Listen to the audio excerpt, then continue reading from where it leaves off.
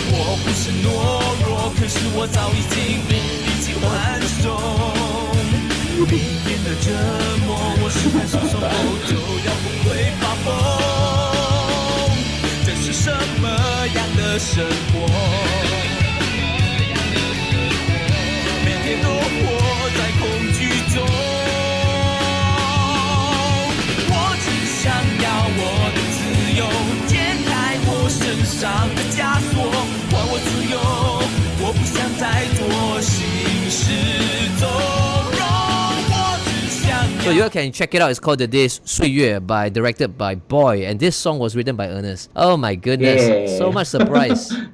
Okay, we'll come back to Ernest after we do our screening, so we can chat more. Thanks, Ernest, for sharing. I hope you do more original film soundtrack. Yeah, you need music, can call me. All right, man. Well, I'm just so shocked. Okay.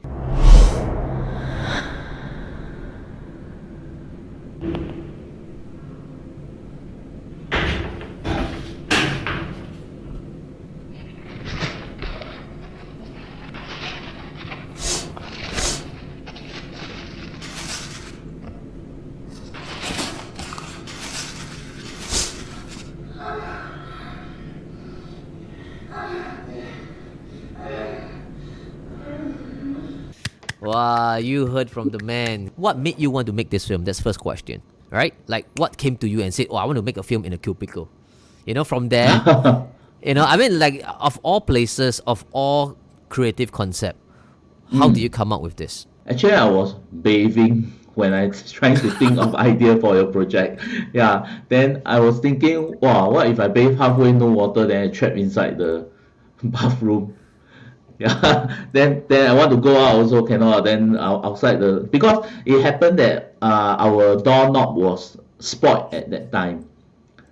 Yeah, so sometimes our door really cannot open at the cubicles, inside the cubicle. So I thought of, then what if someone feel really trapped inside? What would the feeling be? So it all started from there. How do you manage to incorporate the adultery lah, or like all these elements? Initially, my story wasn't this way, but because of your review and guidance that time, you were saying there's no climax. Every night just think, and change until like that. Okay, so as we are seeing here, we're sharing, the director's treatment, which he writes, he come up with some pictures, how he's envisioned it. So, what kind of reference do you look into? Like films that is related to being trapped and this and that. You want to share? Like I type in the keyword trap in toilet, killing in toilet. I found out that there is a lot of student project doing inside toilet. Like half of them are from the India side one. So no one really talk about trap inside toilet within a cubicle. It's always within a toilet scene. So is it right to say yours is one of the very rare that is trapped inside the cubicle that we can't really find online if I were to try to search it? Am I right? Yeah, I think so. Nice. Okay, as we are now seeing, this is actually drew by the director himself, Ernest. Okay, so he drew, he conceptualized walking to the toilet with the actor and the blood, because you guys have a lot of limited constraints and resources. See, you wanted the blood to spill from the top. I think we all have our ideal situation, like really dramatizing it, right? But a lot of things were holding you all back, lah. Like I told you all, please don't destroy the toilet, that sort of thing, right? You just went ahead to make it dramatized. That are the things that people don't might not be able to see. That's why I thought like doing a session like that will help people understand. Because a lot of times we see the end product as it is, we don't really understand what went through to actually arrive to the end product.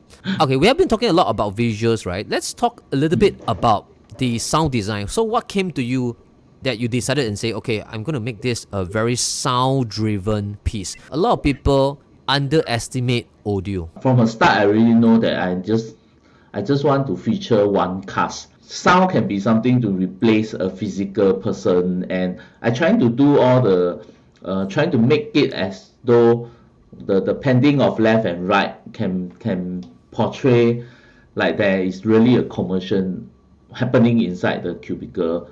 But I think I still need quite a lot of work on that point.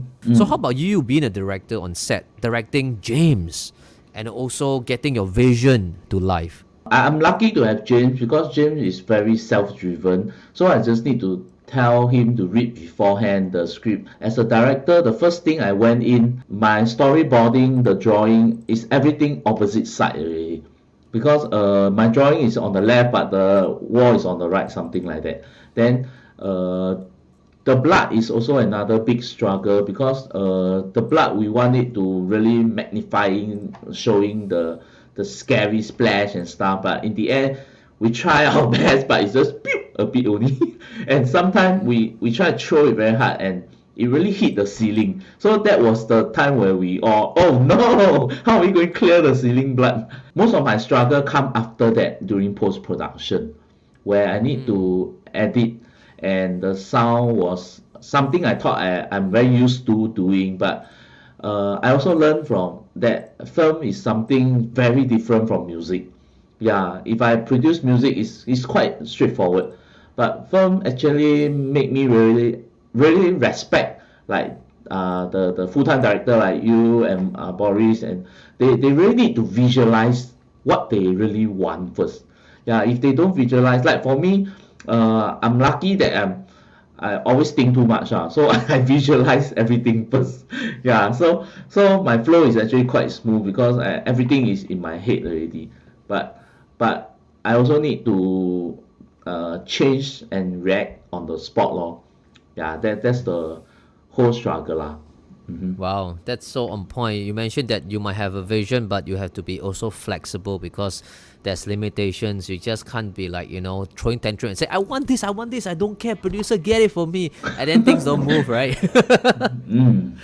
As much as, unless you are a big shot director, let's say you're even Zack Snyder, is like the big talking point right now.